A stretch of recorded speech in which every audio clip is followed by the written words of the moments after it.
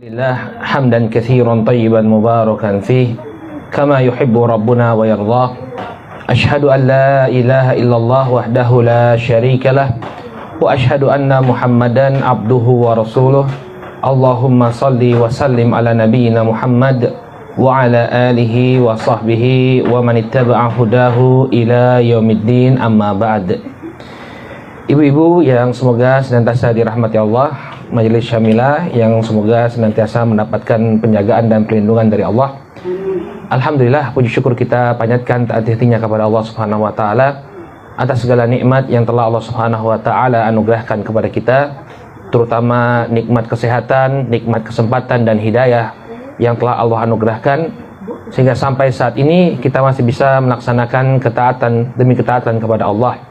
Kita senantiasa memohon kepada Allah Subhanahu wa taala, mudah-mudahan Allah Subhanahu wa taala senantiasa menganugerahkan keistiqomahan sampai akhir hayat kita. Amin ya rabbal alamin. Shalawat serta salam semoga senantiasa tercurah kepada junjungan kita Nabi Muhammad, kepada keluarga, para sahabat dan pengikut beliau hingga akhir zaman. Mudah-mudahan Allah Subhanahu wa taala memperkenankan kita semua untuk mendapatkan syafaat dari beliau. Amin ya rabbal alamin. Ibu-ibu, insya Allah di kesempatan pagi hari ini kita akan membahas tema yang cukup penting ya dan viral di hari-hari ini. Ini tentang fenomena terjadinya kejahatan atau kekerasan seksual di lembaga pendidikan agama ya. Tentunya lembaga pendidikan Islam ya. Kalau di lembaga pendidikan agama lain ya mungkin ini bukan concern kita ya, karena anak-anak kita tidak disekolahkan di sana. Memang belakangan ini kalau ibu-ibu perhatikan ada semangat dari kaum muslimin untuk menyekolahkan anak-anak mereka di lembaga-lembaga pendidikan yang islami, entah itu dalam bentuk sekolah formal ya islami atau di pondok-pondok pesantren. Dan memang ini luar biasa sekali semangat dari para orang tua untuk menyekolahkan mereka, anak-anak mereka di sekolah-sekolah Islam. Itu sampai dulu sekolah-sekolah non muslim kan image-nya beberapa tahun yang lalu ya, atau 10 tahun, 20 tahun yang lalu, atau 30 tahun yang lalu, sekolah-sekolah ngetop itu adalah sekolah-sekolah non-muslim ya.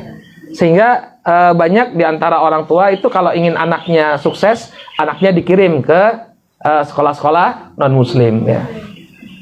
Ibu saya itu semuanya itu di sekolah non-muslim ya. Jadi kalau reuni semua. Ya itulah, ketika reuni loh kok Bu, teman-temannya kok pakai jilbab semua, saya bilang. Berarti ternyata apa? Dulu mereka itu ya muslim, cuma disekolahkan di sekolah non-muslim untuk mendapatkan pendidikan yang baik. Ya, ketika reuni cuma 1-2 yang enggak pakai jilbab, yang lainnya jilbaban. Berarti kan dulu temennya waktu sekolah banyak orang muslim, tapi disekolahkan di sekolah non-muslim. Ya, makanya dulu sebagian teman-teman ada yang sekolah di mana kalau yang dekat IAIN UIN itu bukan Steladus, De Brito ya, De Brito muslimnya banyak juga di situ ya. Iya benar. Ya dulu ketua jurusan saya tamatan De Brito. Ya kemudian di Vanlit ya, ada yang sekolahin di Vanlit, ada yang sekolahin di, kalau di Jogja nih Bosa ya Bu ya.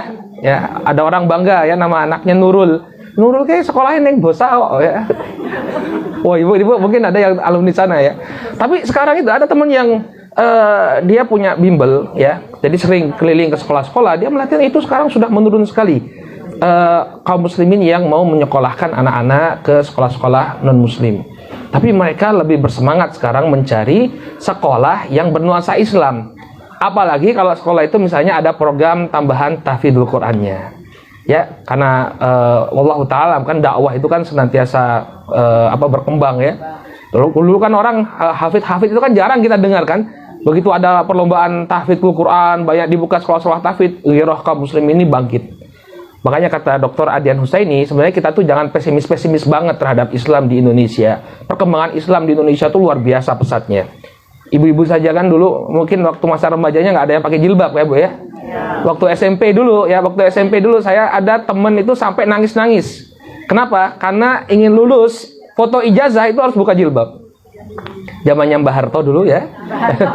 Jadi harus harus buka jilbab ya. Sekarang alhamdulillah ya wanita muslimah itu gampang dikenal ya. Wanita muslimah terutama ibu-ibu itu dilihat dari pakaian muslimahnya. Kalau masih muda itu memang ada yang muslimah tapi nggak pakai jilbab. Tapi rata-rata sudah 50 tahun ke atas itu insya Allah sudah pakai jilbab rata-rata. sudah menjelang usia kematian ya, jadinya pakai jilbab.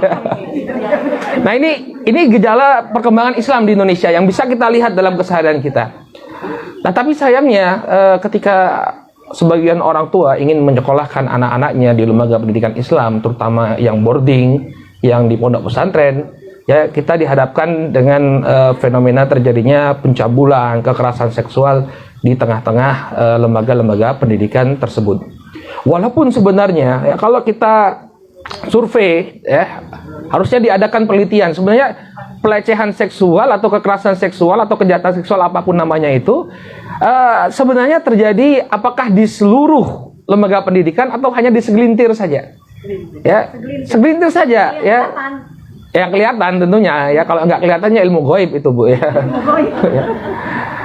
Nah artinya sebenarnya tidak terlalu menonjol ya, cuma karena ini heboh sekali ya, sampai 11 anak yang 20 anak yang dilecehkan, kemudian 11 anak ya untuk kasusnya Bapak Heri Setiawan yang di Antapani Bandung itu. Jadi kan heboh sekali ya, sampai santriwati itu hamil punya anak, nggak ada yang tahu ya, nggak ada yang tahu, baru ketahuan ketika sampai 2 kali, malah hanya 2 kali melahirkan ya, baru ketahuan ketika ada salah seorang anak itu yang berubah fisiknya kemudian berubah psikisnya, pulang ke rumah. Nah ini yang baru kemudian terungkap, ternyata banyak juga korbannya sampai 20 lebih. Nah ini kemudian menimbulkan citra negatif. Sampai kalau ibu-ibu baca komentar misalnya ada berita yang berkenaan dengan kasus ini, di bawahnya ada komentar, wah kalau begini saya nggak jadi menyantrenkan anak saya gitu ya. Kalau begini waduh saya nggak jadi hati-hati ini mau ngelepas anak-anak saya. Benar, kehati-hatian itu perlu, kewaspadaan itu perlu. Tapi jangan kemudian kita menyamaratakan semua lembaga pendidikan agama ya. Makanya di kajian kali ini kita akan berbicara tentang lembaga pendidikan agama, khususnya kita akan berfokus pada boarding school atau pondok pesantren. Jadi kan ibu-ibu mungkin bukan tidak menghabiskan masa mudanya di pondok pesantren. Ada yang dulu di pondok pesantren ibu-ibu? Tidak ada. Berarti nggak tahu ya bagaimana kehidupan di pondok pesantren ya? Dulu sudah ada. Ya Allah. Berarti dulu sekolahnya mungkin di sekolah Katolik ibu deh. Enggak. Oh sekolah negeri ya. Pondok pesantren itu lembaga pendidikan tertua di Indonesia. Sekolah itu ngikut budaya Barat. Yang bawa sekolah formal itu orang-orang Belanda. Jadi dulu itu bagaimana kaum muslimin ya, penduduk negeri ini mendapatkan pendidikan ya di pondok pesantren. Pondok pesantren adalah lembaga, bisa kita katakan lembaga pendidikan tertua di Indonesia yang sampai sekarang masih bertahan, luar biasa, dan punya kontribusi yang luar biasa terhadap perjuangan bangsa, perebutan kemerdekaan. Itu pondok pesantren itu luar biasa perannya ya. Jadi banyak di antara kita yang tidak mengetahui bagaimana kehidupan di tengah-tengah pondok pesantren, sehingga bingung ini anak-anak kalau misalnya kita ingin memberikan pendidikan agama kepada mereka, bagaimana sih cara memilih pondok pesantren yang bagus, dan bagaimana caranya agar tidak terjadi kejahatan seksual terhadap anak-anak kita. Karena kejahatan seksual itu lumayan berat ya ibu-ibu ya. Kalau orang terkena menjadi korban kejahatan seksual, dia akan mengalami trauma healingnya susah, berat ya. Jadi ada beban tertentu. Oleh karena itu kita yang namanya mencegah itu lebih baik daripada mengobati. Nah, oleh karena itu saya akan di sini coba akan berbagi kepada ibu-ibu semua tentang bagaimana kehidupan pondok pesantren dan bagaimana caranya agar kita itu bisa memilih pondok pesantren yang bagus untuk anak-anak kita. Baik. Yang pertama, kenapa bisa terjadi kejahatan seksual di tengah-tengah pondok pesantren? Ini kembali kepada background pondok pesantren tersebut. Pemahamannya. Apa yang menjadi background pemahaman mereka? Ya. Karena terkadang ada memang kita tidak memungkiri adanya aliran-aliran yang menyempal dari ajaran Islam yang benar. Dari ajaran Islam Ahlus Sunnah wal Jamaah. Di mana mereka nanti akan melakukan sesuatu yang mungkin dari kacamata mereka itu suatu hal yang biasa, namun dari kacamata kita sebagai seorang sunni, sebagai seorang ahlus sunnah wal jamaah, itu suatu hal yang menyimpang. Contohnya, pondok pesantren berbasis Syiah misalnya. Syiah itu ada di Indonesia, dan mereka punya basis ya, punya basis. Dalam Syiah itu ada yang namanya praktek nikah mut'ah. Ya, mut'ah itu nikah kontrak. Ya, nikah kontrak. Jadi misalnya dikontrak jadi istri selama 3 bulan misalnya, ya nanti begitu expired ya sudah langsung cerai. Ya makanya kan namanya juga kontrak. Ya kontrak kan ada expirednya, masa expirednya. Ya, maka pondok-pondok yang seperti ini ya jangan jadi tujuan kita. Ya, jadi kita perlu teliti dulu background pondok pesantren yang akan kita tuju. Ya, apa afiliasinya? Pondok pesantren itu banyak. Ya, yang paling besar tentunya dari komunitas Nahdlatul Ulama. Ya, maka ibu-ibu lihat, ya, kalau misalnya ibu-ibu afiliasinya kurang cocok misalnya dengan Nahdlatul Ulama, ya anak-anak jangan dimasukin ke sana. Kalau memang selaras, ya nggak jadi masalah. Ya, jadi kalau misalnya praktek beragamanya ya sesuai dengan Nahdlatul Ulama, mau dipondokin ke sana, ya insya Allah tidak akan ada gesekan, tidak akan ada masalah. Ya, di sana juga ada pondok pesantren yang dikelola Muhammadiyah. Ya, ormas Islam di Indonesia itu kan banyak sekali. Ya, bukan hanya NU dan Muhammadiyah. Kalau orang taunya cuma bukan NU, Muhammadiyah. Padahal ormas dan pemahaman Islam di Indonesia itu banyak sekali. Ada yang namanya Persis, ada yang namanya Al Irsyad, ya, ada Al Irsyad, ada yang namanya HTI, ya. HTI Salafi, ya, ada Salafi. Banyak sekali pemahaman Islam di Indonesia. Ya, kalau di Sumatera ada yang namanya Wasliyah. Ya, kalau di Lombok itu ada namanya Nahdlatul Wathon. Ya, banyak sekali pemahaman Islam di Indonesia. Oleh karena itu kita lihat backgroundnya pondok pesantren itu apa pemahamannya. Nah, ini mungkin yang terasa sulit bagi kita yang awam ya, ibu-ibu ya. Karena pengetahuan kita tentang agama kurang, maka sebagaimana yang difirmankan oleh Allah Subhanahu wa taala, "Fas'alu ahla dzikr in kuntum la ta'lamun." Bertanyalah kepada orang yang berilmu kalau kalian tidak mengetahui. Ya, cari orang yang bisa kita percaya, orang yang thiqah, ya, orang yang kalau dia bicara itu bicara jujur apa adanya, ya, tanyakan kepada beliau apa yang kita inginkan. Ya, saya menginginkan pondok. Ustaz, ini pondoknya seperti apa? Oh, ini asuhan ex Hizbut Tahrir misalnya. Hizbut Tahrir itu masih ada, ex-exnya masih ada, ya, masih ada ngisi-ngisi kajian juga. Ya, mereka bikin pondok-pondok pesantren juga. Nah, maka ibu-ibu ya harus siap kalau anak-anak dimasukkan ke sana ya nanti doktrin-doktrin HTI itu akan didoktrinkan. Ya, atau misalnya afiliasinya apa ya yang ngetren misalnya ya. Salafi misalnya ya. Salafi kan tentu fokusnya pada akidah dan penegakan sunnah, antipati sekali dengan yang namanya bid'ah. Maka siap-siap anaknya kalau dimasukin ke pondok Salafi ya nanti dia akan keras dalam masalah akidah, kemudian dalam masalah ibadah pun strict ya. Tidak mau kemudian melakukan kebid'ahan. Dan ada juga pondok pesantren yang terbuka, ya, menaungi semua golongan. Ibu tahu pondok pesantren Gontor? Ya. Nah, Gontor itu pondok pesantren modern dan memang berdiri di atas semua golongan. Jadi pokoknya yang masih Sunni, masih Ahlus Sunnah wal Jamaah di sana diakomodir. Ya, tidak saling menjelek-jelekkan, tapi dididik sedemikian rupa. Makanya orang-orang Gontor tuh ya yang nanti jadi yang masuk ke politik ya ada, yang jadi jadi dai ada, yang jadi politikus juga ada, karena memang di sana dididik untuk terbuka. Nah, ini kemudian ada juga pondok Jama'atut Tabligh, ya, Jama'atut Tabligh itu yang di Magetan. Ya, yang di Magetan. Suruh ini kemarin dari sana ya, bukan? Temboro. Ya, itu Jama'atut Tabligh. Jadi nanti akan ada ritual mereka misalnya keluar dakwah 1 bulan 3 hari. Nah, ini ibu perlu tahu background pondok tersebut. Nah, kalau misalnya sudah tahu pondok ini, ya cari yang bagus, yang benar, yang sesuai dengan keinginan ibu-ibu semua, orang tuanya, yang baru masukkan. Jangan sampai kemudian memasukkan anak-anak ke pondok-pondok yang pemahamannya menyimpang. Seperti pondok pesantren LDII misalnya, ya. Karena itu kan dia eksklusif sekali menganggap orang yang di luar organisasinya sebagai orang-orang non muslim. Ya, kalau kita sholat di sana sampai dipel. Dan itu benar ya, itu benar terjadi.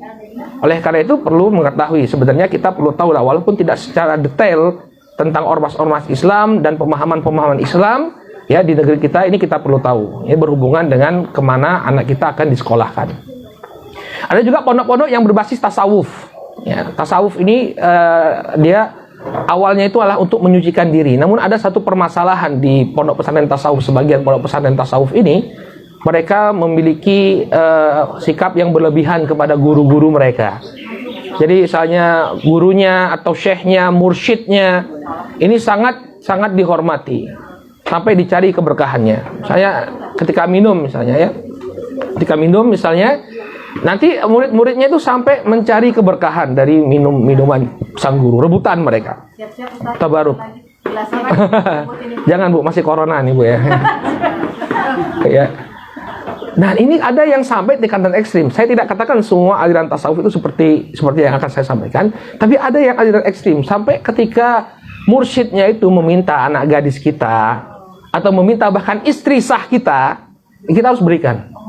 Karena mereka sudah membaiat, ada baiat untuk taat ya, sami'na wa ta'na kepada mursyidnya. Ini benar-benar terjadi. Ya, ada sebagian kawan-kawan yang keluar dari tarekoh ini, alhamdulillah Allah berikan hidayah kepada mereka. Mereka cerita, wah itu kalau misalnya mursyidnya itu menginginkan sesuatu dari keluarga kita, ya mereka dengan senang hati. Karena itu bentuk ketaatan kepada sang mursyid. Taat kepada mursyid itu merupakan ketaatan kepada Allah dan Rasulnya. Naudzubillah. Ya, maka hati-hati, jangan sampai kemudian kita anak-anak kita serahkan kepada pondok-pondok seperti ini ya. Nanti kalau kiai atau gusnya mau ya sudah ya. Maka harus ada filter ya, harus ada filter. Jangan sampai kemudian pondok-pondok dengan pemahaman-pemahaman menyimpang ini jadi tempat kita untuk menyekolahkan anak-anak kita. Kemudian yang kedua, ya sebenarnya sudah saya singgung di poin yang pertama ya. Permasalahan yang muncul, coba kalau ibu-ibu dengarkan dialog-dialog yang terjadi yang ada di televisi ya. Ketika Komisi Perlindungan Anak ya atau Komnas Perempuan itu diwawancara ya.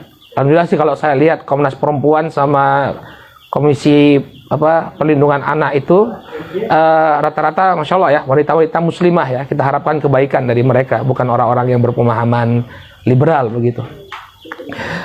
Salah satu hal yang menarik yang mereka angkat itu kan karena mereka mewawancarai korban kejahatan seksual.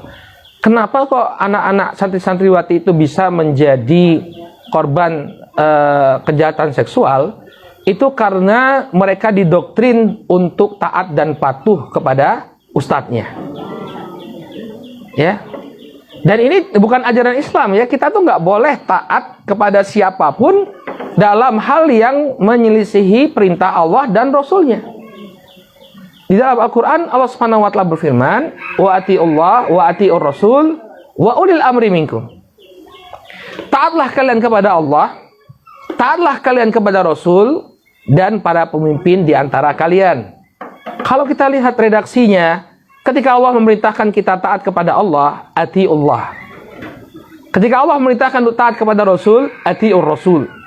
Tapi ketika diperintahkan untuk taat kepada pemimpin, tidak dengan redaksi wa atiu ulil amri. Tidak. Tapi apa? Wa ulil amri minkum. Ini yang perlu kita jelaskan kepada anak-anak kita. Ya, bahkan kepada kita sendiri juga ya. Jangan kemudian karena ketokohan seseorang ya menganggap bahwa dia selalu benar ya. Kalau ngikut ulama fulan kita masuk surga, kalau nggak ngikut dia kita masuk neraka. Ini pemahaman buang semua. Ya, nek orang melu Pak Kiai melebur rokok misalnya. Ya belum tentu juga. Nek kiainya sesat piye. Ya, makanya akal kita harus dipakai. Ya, ini rasio dipakai. Tidak semua yang dikatakan oleh tokoh agama itu benar. Harus kita lihat ya, sesuai tidak dengan Al-Quran dan Sunnah Nabi SAW. Makanya sikap gulu berlebihan kepada tokoh-tokoh agama ini satu masalah yang benar-benar harus kita perangi. Ya mereka itu bukan nabi. Mereka itu bukan nabi. Mau dia habib, mau dia kiai, mau dia ustadz, mau dia syekh, dia bukan nabi. Ya, habib oke, habib keturunan nabi, tapi bukan nabi. Kiai, ulama, warasatul anbiya, tapi bukan anbiya. Mereka adalah pewaris para nabi, tapi bukan para nabi. Sehingga tidak ada yang maksum. Ya. Jadi kalau ada yang aneh-aneh diperintahkan ya untuk mengerjakan yang aneh-aneh, kita harus kritis. Nah, anak-anak yang di pondok pesantren ini, kasusnya pondok pesantren boarding school yang ada di Bandung itu, mereka itu kan direkrut dari kecil ya. Masih anak-anak dari tamat SD. Kemudian direkrut dari anak-anak yang kurang mampu. Ya, miskin mereka. Ibu-ibu kalau lihat reportasenya CNN itu, ya rumahnya gede ya. Kadang rumahnya tidak beralas tidak disemen, masih alas tanah. Ini yang kemudian direkrut, miskin mereka. Kemudian ayo ke sekolah sini, ditambahkan sekolahnya gedung. Sekolah gratis. Wah, mereka merasa diperhatikan. Kemudian sama si gurunya ini, gurunya juga katanya gimana Ustadz Heri itu, wow baik banget orangnya gitu ya, nggak ada suatu hal yang jahat pada diri si ustadznya. Maka kemudian ya sudah ya diminta melakukan apa saja, mereka mengikuti. Makanya anak-anak kita itu ya kita harus tanamkan juga agar mereka tuh pakai akal juga ya, jangan asal membebek buta kepada ustadz atau tokoh agama. Ini permasalahan kita itu kan taklidnya luar biasa. Kalau orang udah pakai jubah, pakai surban, wangi badannya, jenggotnya, masya Allah ganteng, udah ya, semuanya memuja-muja, lupa semua ilmu-ilmu yang telah dipelajari. Maka kita ngambil ilmu saja, tapi jangan kemudian sampai mengkultuskan, mengatakan bahwa si Fula ini pasti benar ucapannya. Nggak boleh yang seperti ini. Inilah yang penyakit jahiliyah yang diperangi oleh Nabi alaihissalam. Ya, ketika orang-orang menganggap bersikap berlebihan kepada orang-orang saleh. Ya, jadi anak-anak kita harus dibekali. Ya, memang betul harus hormat kepada guru. Ya, harus hormat kepada guru. Tapi itu ada batasnya. Tidak sampai kemudian mengkultuskan, mengatakan bahwa semua yang disampaikan oleh sang guru adalah kebenaran, mengikuti apa saja yang dia perintahkan. Sampaikan kepada anak-anak kita. Ya. Ini kan rata-rata luar biasa ya. Bahkan bukan hanya di pondok pesantren, di sekolah-sekolah. Alhamdulillah dari salah satu kasus yang diangkat oleh Komisi Perempuan Komnas Perempuan itu di daerah Jawa Timur, ada pelecehan seksual dilakukan oleh seorang guru. Ya, apa yang dikatakan oleh guru ini ketika sang anak ini kayak malas belajar atau nggak punya semangat, gurunya bilang kamu perlu diruqyah. Oh iya kayak gitu ya kan yang modelnya ya. Kamu perlu diruqyah. Ya udah, nanti kalau teman-temanmu sudah pulang, bapak ruqyah kamu. Ya. Kemudian ketika diruqyah, ini gurunya ya bisa ngelihat hal goib. Nah, ini penipu ini ya. Dia bilang gini, itu jinnya itu ada di situ loh, sambil nunjuk ke dadanya. Sama di situ di bawah. Ya. Tapi apa? Tapi ini anak alhamdulillah ibunya pinter, ibunya dididik. Ya, diberi pendidikan. Kalau ini nggak boleh dilihat oleh orang lain. Walaupun itu orang terdekat nggak boleh. Akhirnya dia nggak mau, di akhirnya pulang, lapor ke orang tuanya. Itulah yang membongkar. Yang lainnya pasrah saja, disuruh gurunya buka. Makanya anak-anak kita harus kita ajarin, ya. Karena jangan kemudian hormati gurumu gitu ya. Saya lagi teman gitu kan, hormati guru, Pak Guru suruh buka baju, ya udah buka baju. Ya, anak-anak kita harusnya kita ajari untuk kritis, ajari mereka. Ya, untuk jangan sembarangan untuk mengikuti ucapan seseorang walaupun itu gurunya. Tetap kita hormati, tetap kita tidak merendahkan mereka, tapi bukan semua ucapan guru itu harus diterima, ditaati. Kemudian yang selanjutnya, yang ketiga, ya, yang pertama tadi background pondok, kemudian yang kedua permasalahan berlebihan kepada guru. Yang ketiga ini berkenaan dengan pergaulan. Ya, di pondok pesantren itu harusnya di pondok pesantren itu pergaulan itu lebih ketat antara laki-laki dan perempuan, itu harusnya lebih ketat. Makanya ada pondok pesantren putra, ada pondok pesantren putri, nggak dicampur. Ya.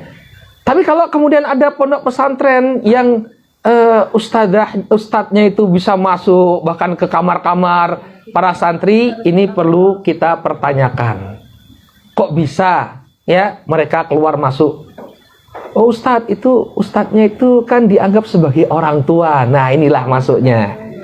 Inilah masuknya kejahatan seksual tadi. Ustadz yang ada di pondok dianggap sebagai orang tua. Ya ini kan pengakuan korban-korbannya Ustadz Heri Setiawan itu kan. Mereka mengatakan bahwa Heri ini ayah.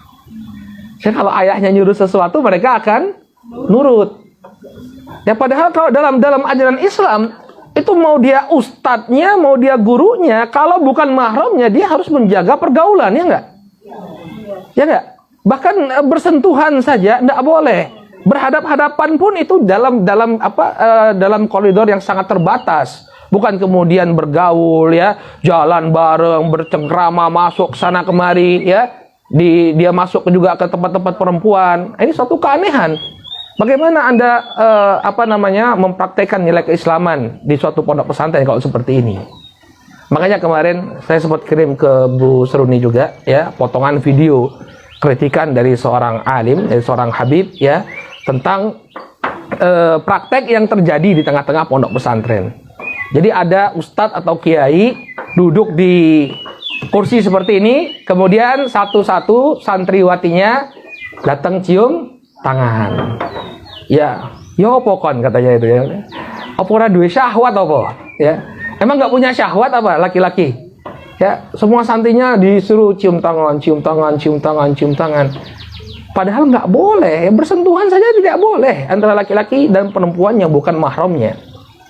Nabi SAW dalam sebuah hadis yang diriwayatkan oleh Imam At-Tabrani dengan sanad yang sahih, beliau SAW mengatakan, ditusuknya kepala kalian ya dengan paku dari besi itu lebih baik daripada kalian menyentuh wanita yang bukan mahram kalian. Makanya seorang tokoh agama dia justru harus memberikan contoh, tidak kemudian bermudah-mudahan, nggak apa-apa ini murid saya, santriwati saya, cium tangan, sentuhan, peluk-pelukan. Justru ini perlu kita pertanyakan. Kalau ada seorang tokoh agama, seorang ustadz yang berlaku seperti itu.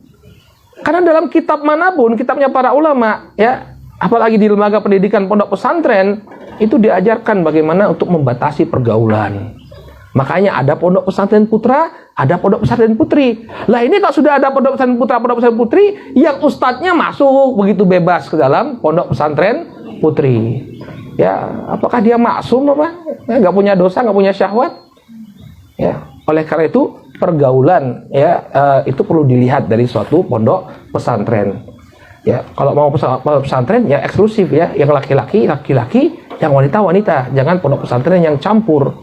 Demikian juga kalau misalnya anak kita putri, kita lihat bagaimana keterlibatan pengasuh putra di pondok pesantren putri tersebut.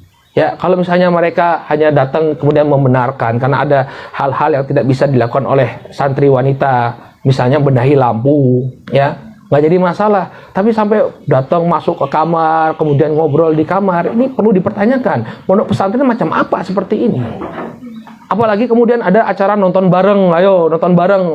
Kayak di bioskop, dibuat pondok pesantrennya seperti bioskop. Setiap kali ada free, laki-laki perempuan bareng-bareng masuk ke dalam gedung, nonton bareng-bareng. Apa bedanya? Ini kan anak kita di sini ya, di bioskop dipantau dia nonton bioskop ya. Ya, maka pondok pesantren itu harus dijaga dari hal-hal yang seperti ini. Kalau pondok pesantren sudah parah seperti itu, bagaimana dengan di luar pondok pesantren?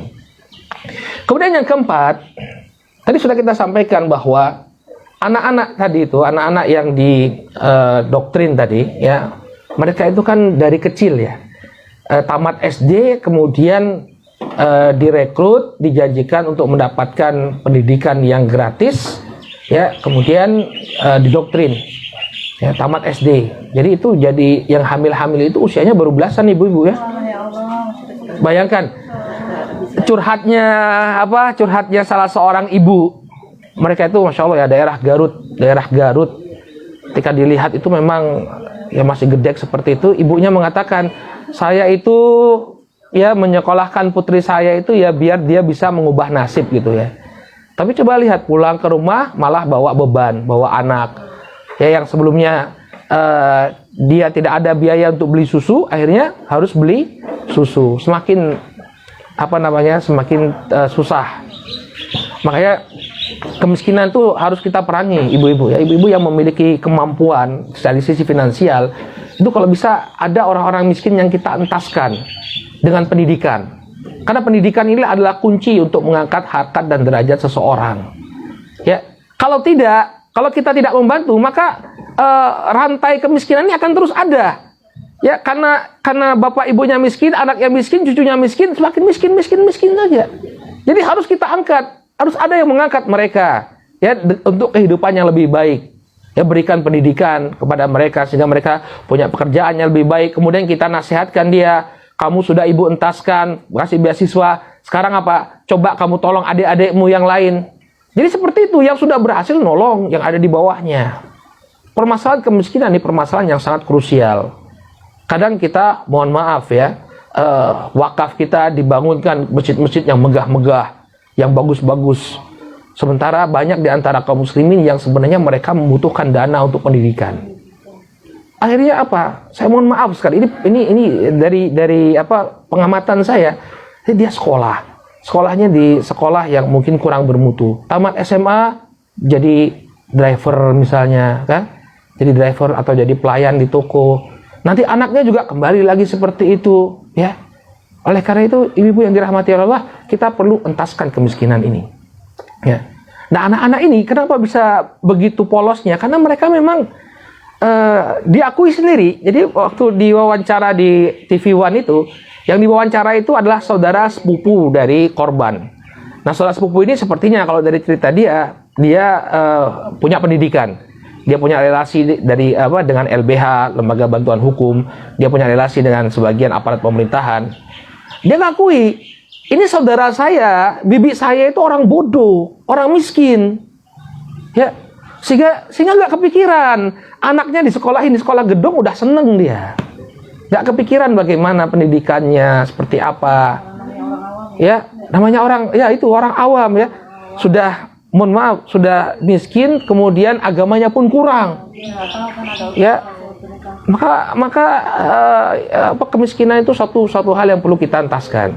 Makanya kalau bisa, misalnya majelis Syamila ini, ya kadang-kadang kita bagaimana memikirkan saudara-saudara kita di tempat-tempat yang terpencil. Ya, ada teman-teman itu, sebagian itu memang mereka punya program ya ke tempat-tempat terpencil, ya memberikan pendidikan, edukasi kepada mereka, mengangkat derajat mereka.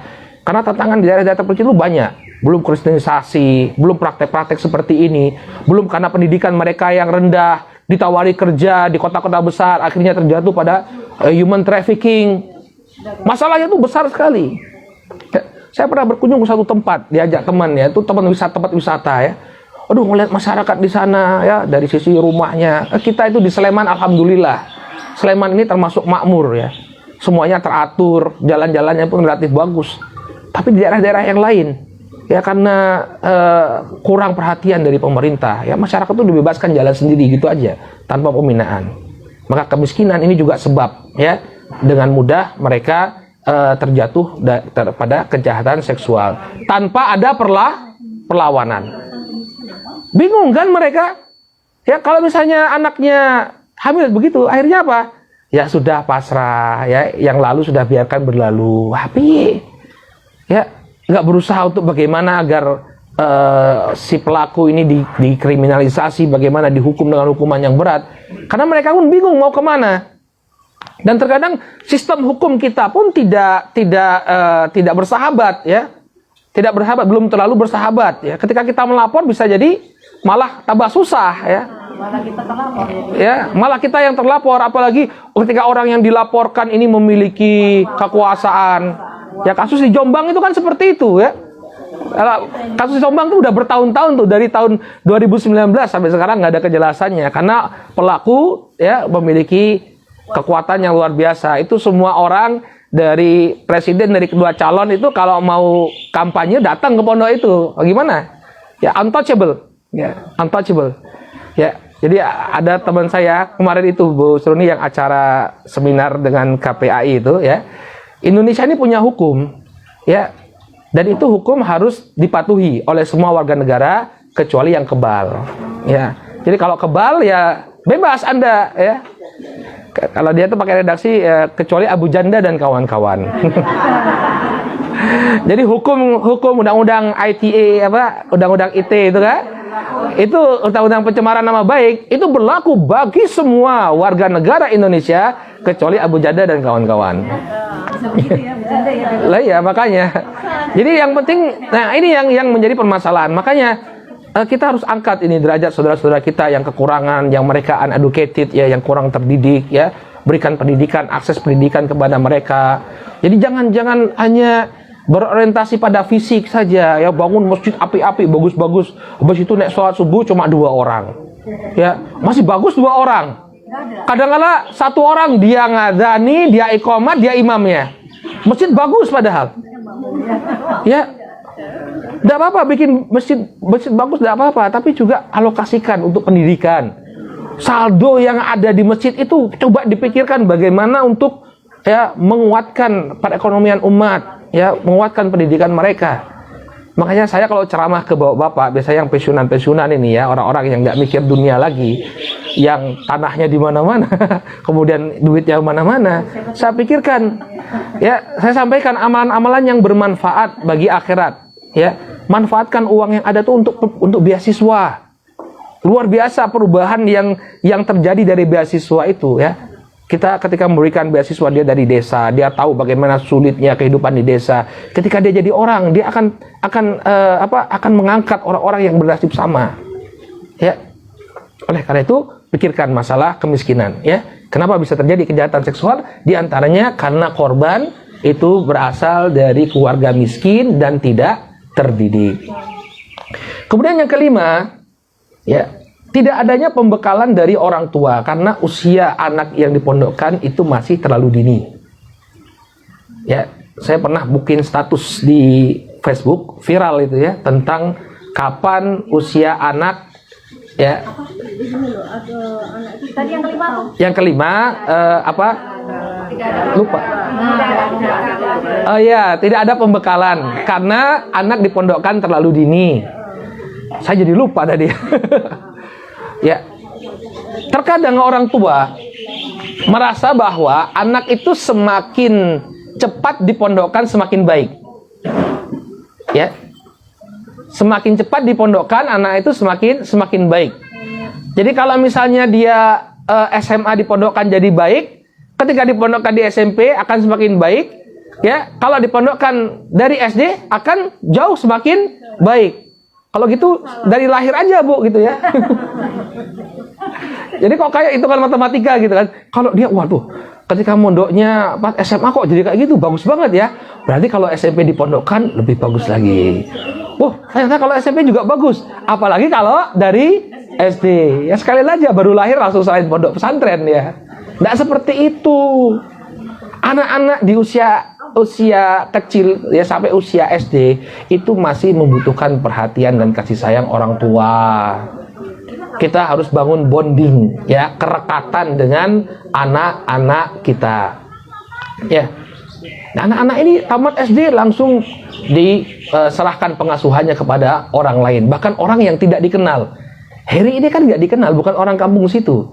Cuma dia punya ada ustadz dengan inisial D, ya. Saya nggak tahu namanya siapa, inisial D. Ini kenal sama si Heri, kemudian Heri ini ngerekrut anak-anak itu dari si ustadz ini.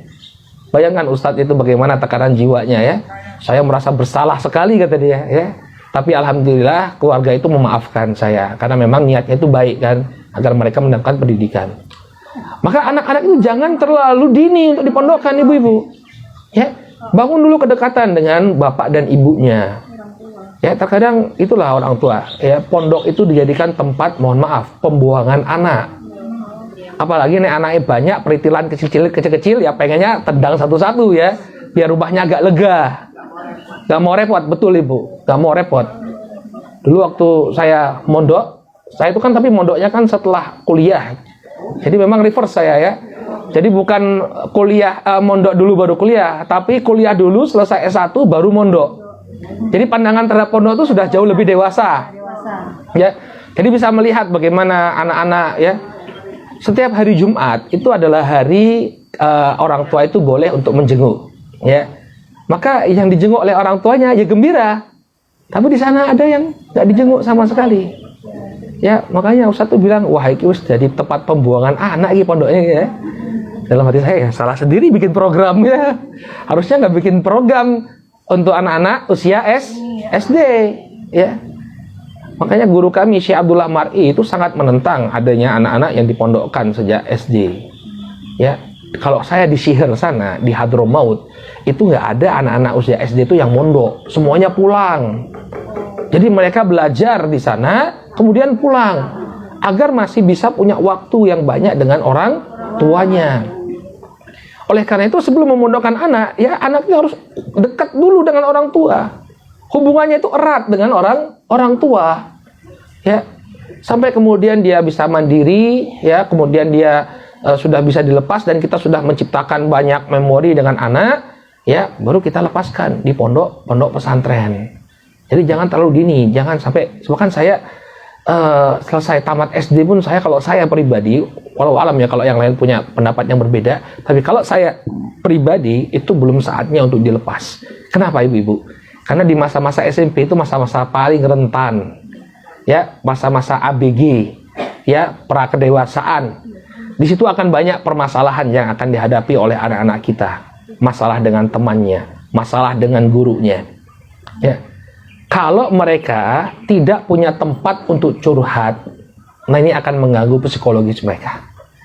Tapi kalau ada ibunya, ada uminya, ya, kemudian dia dekat hubungannya, dia punya tempat cerita.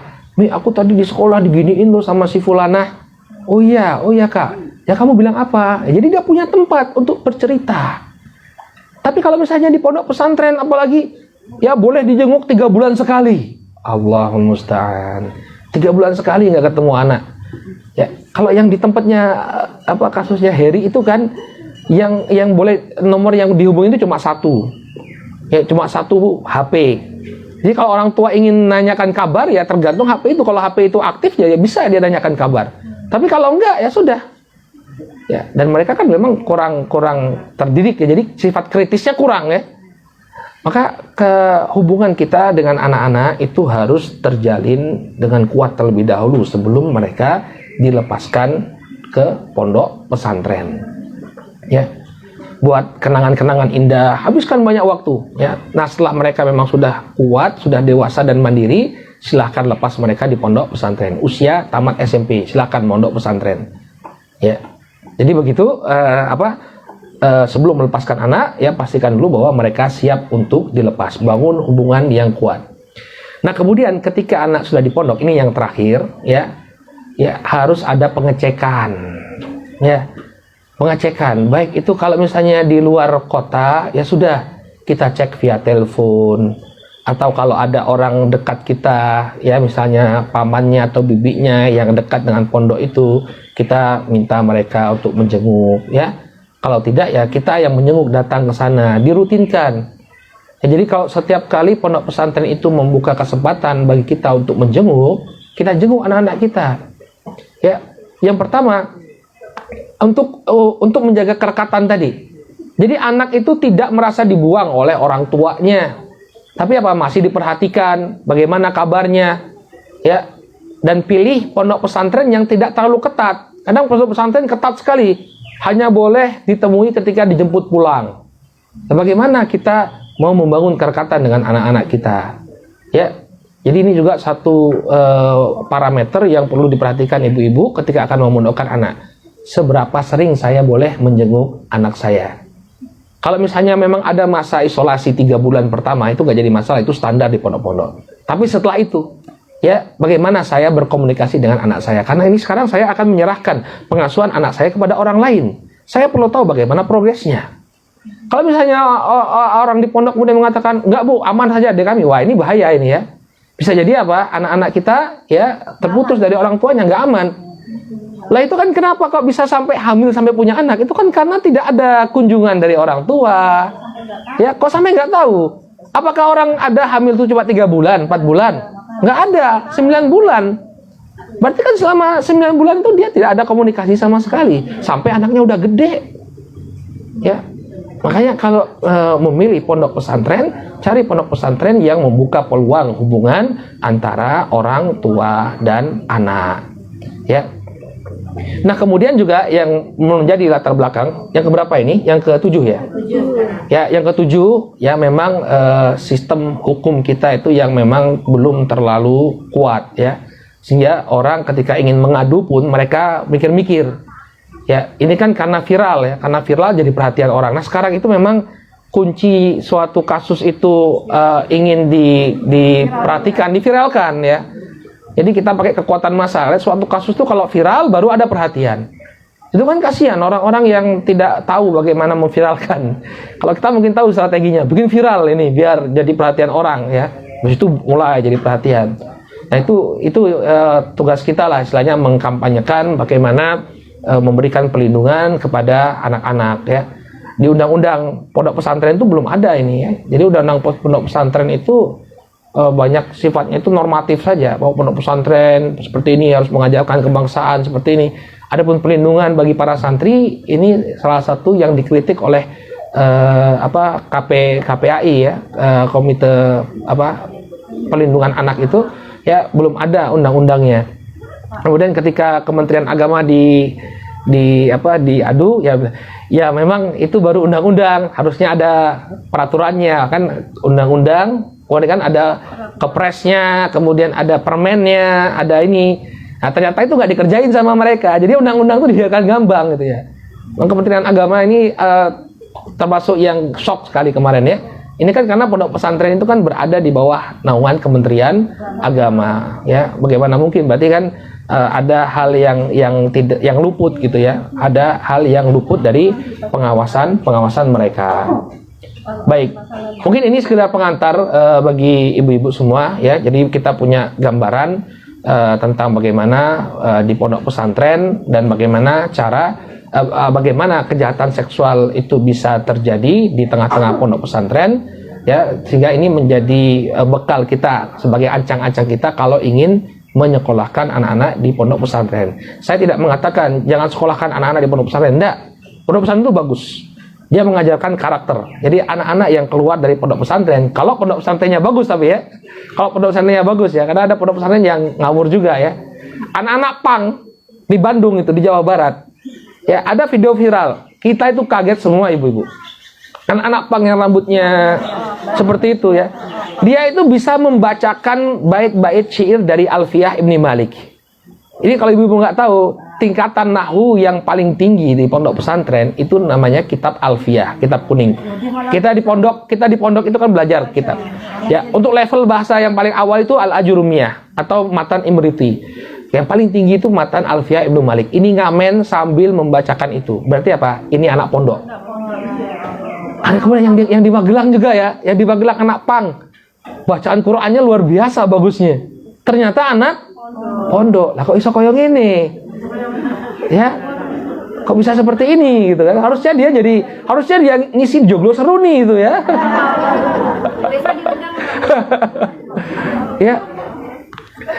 Ya. Satu aja kemana? Ngisi tempat yang lain ya. Ya berdampingan. Ya. Jangan ragu ya, jangan ragu untuk menyekolahkan anak-anak kita. Masya Allah pendidikan di pondok itu membuat kita mandiri ya. Walaupun sekarang pondok modern ya. Kalau kita dulu zaman kita pondok pesantren kita itu airnya itu payau. Karena di sekitar itu tambak, daerah Gresik, Sedayu itu airnya air payau semua. Jadi kalau nyuci baju itu busanya nggak keluar. Ya. Iya kan karena masuk air laut kan. Kemudian yang namanya penyakit kulit itu biasa. Ya. Biasa ya, karena harus cuci, kadang-kadang selokannya mampet, ya itu biasa. Tapi itu mengajarkan kepada kita kesederhanaan ya. Jadi kalau kembali ke tengah-tengah masyarakat ya, kita toh harus hidup sederhana, itu sudah biasa. Gak mudah kemudian untuk menjual dunia ya. Jadi anak-anak itu karena terbiasa hidup sederhana di pondok ya, kadang-kadang tidur pun hanya beralaskan kasur seadanya ya. Itu bagus sebenarnya untuk memperkuat mental mereka. Ya, tapi kalau pondok pesantren sekarang ini Iya. SPP-nya juga luar biasa ya. Ya, saya 2000 berapa ya? 2009 itu SPP seikhlasnya. Nah, sekarang pondok pesantren di laundry, ya Allah, ya. Klinis ya, makannya pun Masya Allah ya. Kalau kita dulu makan 2 kali sehari ya. Nasi sayur, tempenya separuh, sayurnya yang banyak ya. Sate, betul Ibu? Kamu tahu Ibu ya? Lah iya itu sate itu Bu makanannya. Ya itu sayur tempe. Kalau di pondok. Tapi kalau di sebagian pondok Bu, bukan sayur tempe Bu, sate. Karena itu sekitarnya itu banyak yang nanam terong, sate itu sayur terong. Saben dino makan terong ya Pak. Lah itu teman-teman itu dulu lucu. Ini lucu ya masalah sate itu ya. Mereka baca kitabnya Ibnu Qayyim ya, baca kitabnya Ibnu Qayyim. Kemudian kan itu kan lagi panen terong, jadinya banyak makan terong. Kemudian dalam kitab itu disebutkan bahwa kebanyakan makan terong bisa menyebabkan lemah syahwat. Iya pada protes kemudian, Pak jangan sate terus Pak, kenapa? Masa depan kami ini gimana nanti? Ya akhirnya jadi variasi, tidak selalu makan sate ya terong ya. Tapi luar biasa kadang-kadang kita ya Allah kalau ingat masa-masa di pondok itu ya, alhamdulillah lah ya, itu termasuk fase kehidupan yang paling indah dari seorang santri ya, ketika dia hidup di pondok pesantren ya, banyak kesan-kesan yang dia dapatkan. Jadi ibu-ibu jangan ragu untuk mencekolahkan anak-anak di pondok pesantren. Cuma itu tadi poin-poin yang kita sampaikan tadi, jadi perhatian ya, perhatikan bagaimana background pondok pesantren tersebut, sikap mereka terhadap gurunya, apakah mereka berlebihan atau tidak, kemudian pergaulannya dilihat ya, bebas atau tidak ya, dan poin-poin yang kita sebutkan tadi, ada pembekalan dan bagaimana peluang yang dibuka oleh pondok pesantren berkenaan dengan hubungan antara orang tua dan anak-anak. Baik, cukup ya. Ini mudah-mudahan bisa menjadi bekal bagi kita semua. Ya, kalau misalnya ibu-ibu juga anak-anaknya sudah selesai semua, ya mungkin cucu-cucunya atau keponakan-keponakannya ya yang baru akan memasukkan anak-anak ke pondok pesantren, ibu-ibu punya bekal untuk berbagi. Oh, saya pernah loh ikut kajian mengenai pesantren. Ini poin-poin yang perlu diperhatikan. Baik, cukup ya ibu-ibu ya. Monggo kalau ada yang ingin ditanyakan silahkan. Monggo ibu-ibu. Ya, itu 1, 2 silakan. Kalau Bu Surudi yang angkat tangan saya nggak berani nih ya. Udah. Silakan Bu.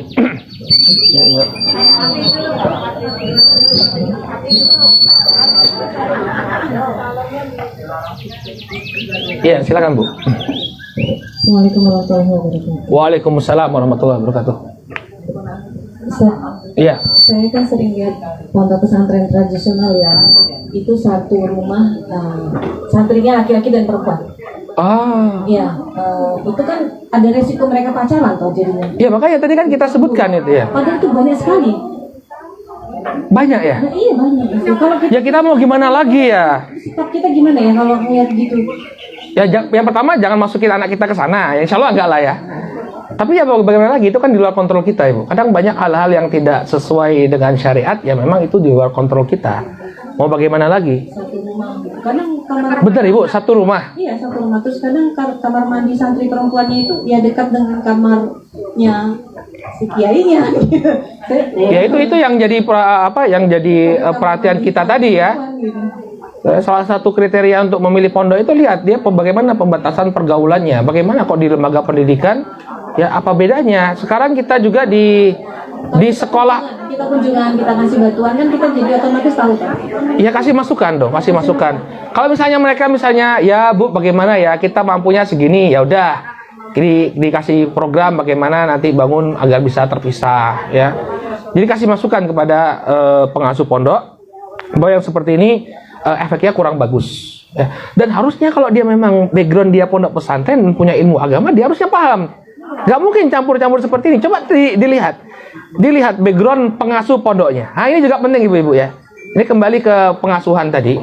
Lihat siapa yang mengasuh pondok. Karena orang yang tamatan pondok itu biasanya dia punya standar. Karena dia didik dengan pondok pesantren, nilai-nilai Islami itu melekat. Ya nggak mungkin dia kemudian mencampur baur seperti itu. Coba jangan-jangan bukan tamatan pondok pesantren, tapi pengen bikin pesantren. Tamatan juga? Hafiz. Bunyainnya juga Hafiz. Dan itu banyak ya yang NU gitu rata-rata ya tradisional. Iya, ya perlu dikasih masukan. Terus saya tuh sering diundang kayak haul-haul gitu loh, Ustaz. Ulang tahun. Iya, haul tapi kayaknya yang sepupu yang udah meninggal dulu. Oh iya, bilang aja ulang tahun tapi haul gitu ya. Haul itu kan ulang tahun artinya. Gimana ya? Kan undangan tapi undangan haul-haul yang udah meninggal. Saya yang dulu yang udah meninggal itu gimana, Ustaz? Ya, kalau dari saya sih yang seperti itu tidak ada tuntunannya. Jadi dan tidak pernah ada juga dilakukan oleh para ulama-ulama terdahulu. Ya, kita punya ulama-ulama besar dari kalangan para sahabat, tapi nggak pernah ada haulnya Abu Bakar, haulnya Umar bin Khattab, haulnya Utsman bin Affan, haulnya Ali bin Abi Thalib. Padahal mereka ini jauh lebih utama daripada kiai-kiai ini, tapi nggak pernah ada peringatan seperti itu. Ya, maka kalau dari saya sendiri, wallahu taala alam, ya saya tidak sesuai dengan apa yang saya yakini. Ya kalau misalnya ibu tidak mau datang, ya itu lebih baik ya, itu lebih baik. Baik. Tidak semua undangan itu harus dipenuhi ya, tidak semua undangan itu harus dipenuhi. Ya, silakan ibu. Assalamualaikum Ustaz. Waalaikumsalam warahmatullahi wabarakatuh. Itu loh Ustaz, kan pendidikan terbaik itu adalah keluarga. Ya, betul. Tetapi kadang kita sudah didoktrin bahwa pendidikan anak kita itu diserahkan kepada Pak Kiai gitu seperti itu karena pendidikan beliau itu lebih baik. Dan dulu saya itu juga berpikiran seperti itu, tetapi setelah melihat berbagai pondok pesantren nggak tega memasukkan anak saya ke situ, artinya masuk ke IT saja. Jadinya setelah SMA dia juga masuk ke SMA yang modern lah, pondok pesantren modern di Isi Kalimah Tawangmangu. Oh iya. Nah, itu Ustadz. Dan yang saya pikirkan tuh keponakan-keponakan saya itu mereka ingin sekali mondok tapi di yang pondok klasik. Tapi saya kan nggak tega karena mereka keponakan saya. Dan saya lihat di pondok klasik itu minumnya juga ala kadarnya dari air keran. Oh iya? Katanya kurang. Ya saya melihat karena saya juga survei daerah itu loh, Imogiri. Daerah Imogiri kan banyak pondok pesantren yang Tradisional. Nah, Pondok pesantren salaf ya, salaf. Ya. kalau salaf sebenarnya enggak, Ustaz. Karena mereka Salaf dan salafi itu beda ya. beda ya. Kalau salaf itu yang cuma mau belajar kitab kuning, itu pondok salaf. Walaupun itu di bawah naungan Nahdlatul Ulama, itu namanya pondok salaf. Kalau pondok salafi, yaitu pondok yang berpemahaman salafi, kembali kepada generasi awal Islam. Jadi salaf dan salafi itu beda ibu-ibu. Beda di doang ya padahal. Ya, salaf itu kuno artinya. Ya, padahal memang klasik seperti Betul, ya. Saya memang tidak memperbolehkan mereka karena mereka juga termasuk anak-anak saya juga walaupun dia keponakan saya. Iya. Nah, itu setelah saya memberikan pemahaman kepada keluarga saya, mereka tuh nggak terima karena di pondok pesantren modern kan biayanya besar sekali dan keluarga kami kan juga bukan keluarga yang berada, tapi memaksimalkan mungkin untuk pendidikan seperti itu. Jadinya lebih baik memberi seperti apa memberi masukan kepada keluarga saya agar memberikan pendidikan yang terbaik kepada keluarga kami. Anaknya saya cuma satu, anak kakak saya tuh 4. Ya memang beda ya masih ya. Kecil, jadinya anak saya sudah 22 tahun. Kalau anaknya kakak saya itu masih SD. Iya, kalau misalnya bisa cari pondok pesantren yang bagus ya. Kadang-kadang ada juga pondok-pondok pesantren yang terjangkau ya. Walaupun bagus ya, seperti Hamalatul Quran itu kalau saya tidak salah itu. Iya, saya masukkan seperti itu di situ, tapi kan iya. Untuk daya saingnya tinggi karena kan di sana masuknya di sana itu harus hafal ya. Jenjangnya sudah makhluk hidupnya bagus, makhluk hidupnya bagus. Oh ya gitu ya. Oh. Iya, saya sudah ke sana. Tesnya berat ya. Iya. Terus saya lihat di Imam Syafi'i itu juga bagus, tapi juga tesnya tinggi karena pendidikan ini ponakan saya itu nggak terlalu tinggi gitu loh. Jadi sekolah umum juga ya? Iya, jadi sekolah umum. Jadinya ibunya belum memberikan pendidikan yang memadai dia untuk memberikan kehidupan pesantren kan beda ya pendidikan dengan yang umum. Iya. Ya, itu seperti gimana ya usia? Ya, memang berat ya itu. Saya juga bingung juga mau ngasih jawaban gimana karena memang saya sendiri, saya orang pendidikan. Saya berupaya untuk bikin sekolah yang murah. Nah, ya itu murah tapi ya. Murah tapi ya berkualitas ya. Menurut saya berkualitas. Di daerah Jongke itu saya bikin namanya joglo tahfidz ya, sama kayak gini joglo ya. Jadi kita coba sih apa sih ongkos yang bikin sekolah itu mahal itu apa? Yang kalau misalnya kita kurangi tapi tidak mengurangi kualitas, demikian juga kesejahteraan guru ya. Tapi ya gitu, jadi misalnya kita nggak pakai meja, kursi seperti sekolah-sekolah yang lain. Tapi kan yang namanya belajar kan nggak perlu ya. Ibu-ibu sekarang juga belajar kan, Ya. tanpa meja kursi ya. Pakai meja kursi. Ya pakai meja ya. Ini meja ya Bu? Oh iya meja ya. Berarti itu solusi buat kita ya Us ya. Iya, jadi mau gimana? Bukan yang murah tapi Itu bagi yang mampu ya memang seperti itu ya. Ini keluhan di mana-mana, ini keluhan di mana-mana. Lo kon golek apa pendidikan Islam yang bagus tapi kok mahal ya. Mahal itu kan jadi permasalahan. Tapi Ibu mungkin gini, bisa nggak misalnya anak-anak itu nggak apa-apa disekolahkan di sekolah biasa, tapi mungkin ada guru agama ya, yang kita membuat kegiatan misalnya kumpul. Kori tak kasihkan di Abu Kori Solo lebih miring. Oh miring. Harganya. Ibu biasa belajar. Bahasanya itu ya Bu ya. Iya agak miring gitu ya. Bisa grosir juga di situ Bu. Nggak?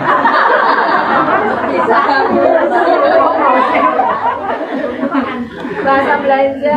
Ya, jadi gini, ini saya ditanya oleh teman-teman yang di daerah-daerah di Sumatera, di Papua, di Sulawesi yang fasilitas pendidikan itu tidak seperti kita. Jadi saya berikan ide seperti ini, kalau misalnya anak-anak kita nggak mampu untuk membiayai mereka sekolah di pondok-pondok yang mahal, nggak apa-apa, dia sekolah di sekolah negeri. Sekolah negeri itu kalau saya tidak salah gratis kan ya? Gratis ya? Ibu-ibu nggak ada anak-anak yang sekolah negeri nih jangan-jangan ya? Ada nanti. Gratis ya? Enggak, 2 bulan ada sih. Tapi masuknya sekali. Untuk? Apa ya istilahnya? Kan harusnya kan gratis tuh. Pendidikan dasar 9 tahun itu harus gratis. Gratis tapi ya ada yang Ada tapi kan nggak terlalu berat kan ya? sebulan. Nah itu enggak apa-apa, anak-anak itu disekolahkan di sekolah negeri, tapi coba mbok kumpul, orang tua ini kumpul. Ya, kemudian kita bikin kelas agama untuk anak-anak kita yang sekolah di sekolah biasa. Masalahnya kalau di sekolah negeri itu orang tuanya itu kurang bersatu. Kalau yang sekolah swasta itu lebih besar.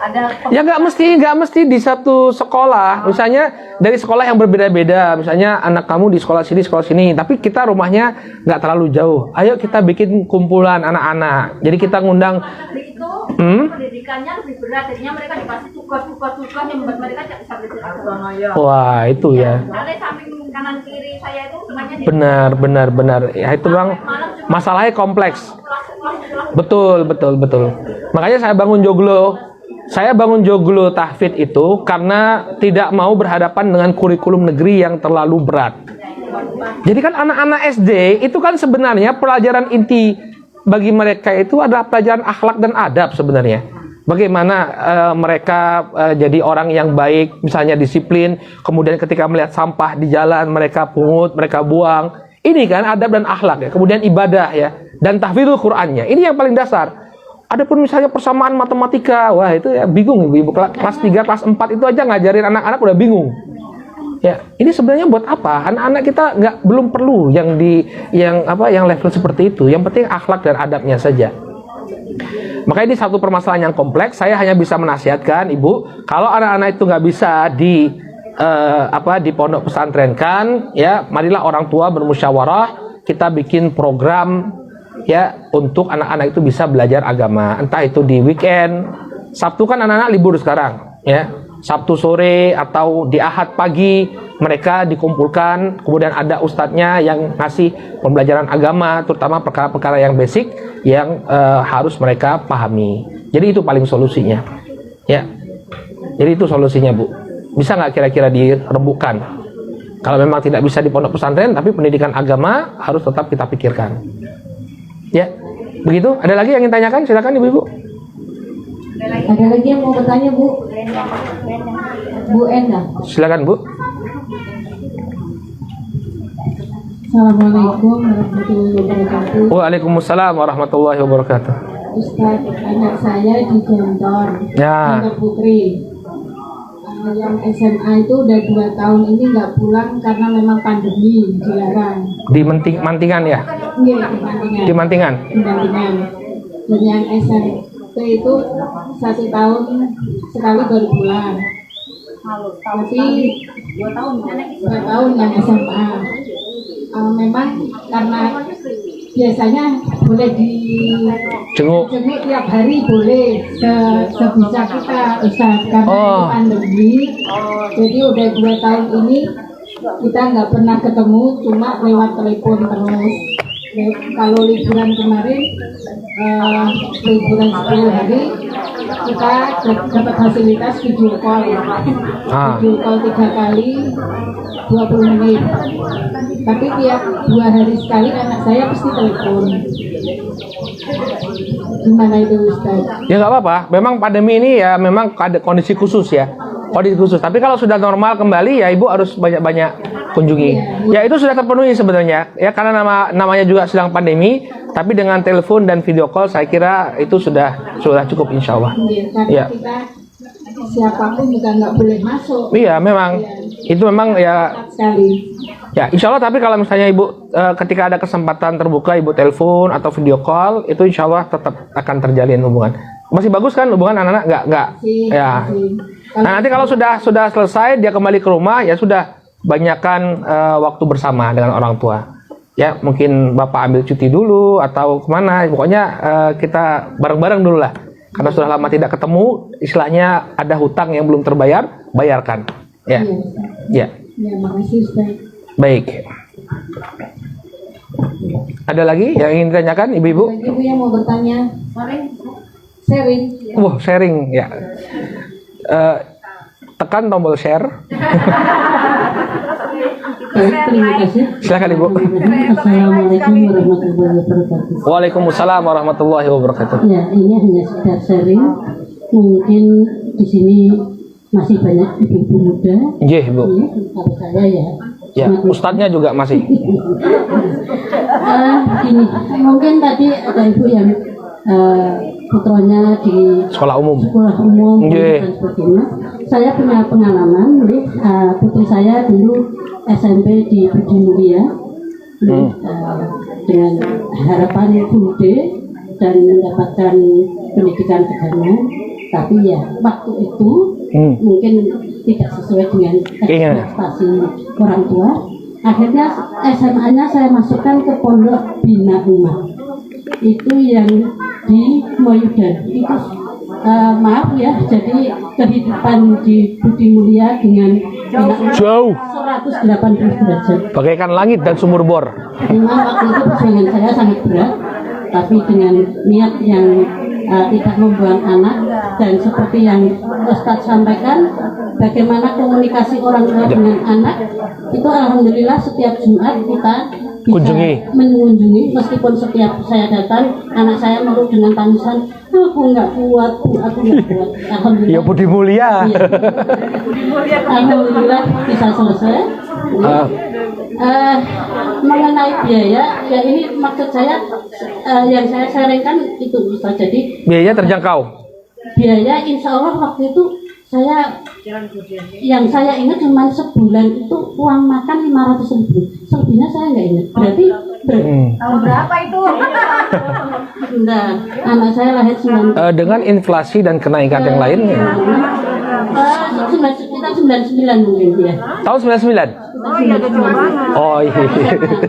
Anak saya. Iya. Tahun 93 Anak saya lahir 99 lahirnya. Anak saya lahir 93. SD 6 tahun, 99, SMP 3 tahun, 2012. Ya. Mungkin yang pesan yang ingin disampaikan di sini adalah kita coba jangan sampai menyerah mengatakan wah pondok pesantren mahal.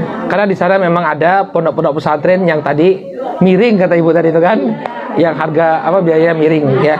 Dan untuk putra dan putri dipisahkan ya, terpisah, dan insya Allah juga ustadznya LCMC dari pendidikan ini nih sebagai informasi saja. Iya Bu. Saya kurang tahu perkembangannya sekarang bagaimana, tapi yang jelas untuk perkembangan gedungnya kemarin saya sama bapaknya itu waktu kangen ya sekedar lihat-lihat gedungnya sudah bagus sekali, tapi untuk biaya dan kondisi pendidikannya bagus. Saya kurang tahu untuk sekarang. Untuk sekarang. Oh, iya. Tapi kalau yang dulu alhamdulillah putri saya bisa selesai dengan bagus meskipun menangis sampai di detik-detik terakhir. Aku kalau nggak lulus gimana? Aku nggak bisa bahasa Arab. Saya bilang kalau nggak lulus alhamdulillah. Berarti kamu nanti lebih pinter. Saya bilang dan alhamdulillah tetap bisa selesai. Iya. Ya. Mungkin ini yang bisa saya sampaikan sharing dari saya barangkali. Iya. Ada yang perlu informasi. Terima kasih. Assalamualaikum warahmatullahi wabarakatuh. Waalaikumsalam warahmatullahi. Ya intinya Ibu ya kita perlu berburu ya. Dan saya selalu menghasung ke teman-teman nih ya para pengusaha. Bu ya antum tuh kalau punya uang ya coba diinvestasikan untuk akhirat, untuk lembaga pendidikan. Nanti kalau mereka butuh apa kita support ya dari sisi SDM atau dari kurikulum. Ya mudah-mudahan bisa meringankan beban kaum muslimin yang ingin mendapatkan pendidikan yang baik untuk anak-anak. Baik, ada lagi? Ya. Itu kan ada makanan ya, udah datang makanannya. Itu kalau ada makanan, sholat aja itu perlu ditunda. La sholata bihadrati to'am ya. Tidak ada sholat kalau makanan sudah hadir ya. Berarti kalau pengajian sudah datang makanan itu harus dibubarkan. Baik, kita doa dulu ya Ibu ya. Baik Ibu yang semoga dirahmati Allah, marilah kita tutup pengajian kita di pagi hari ini dengan doa. Mohon tenang dulu Ibu-ibu. Bismillahirrahmanirrahim. Alhamdulillahirabbil alamin wassalatu wassalamu ala nabiyyina Muhammadin wa ala alihi washabbihi ajmain. Allahumma ighfir lil muslimina wal muslimat wal mu'minina wal mu'minat al ahya'i minhum wal amwat bi rahmatika ya arhamar rahimin. Rabbana la tuzigh qulubana ba'da idh hadaitana wa hab lana min ladunka rahmah innaka antal wahhab. Allahumma arinal haqqo haqqo warzuqna ittiba'ah wa arinal batila batila warzuqna tinabah. Rabbana hab lana min azwajina wa dhurriyyatina qurrata a'yun waj'alna lil muttaqina imama.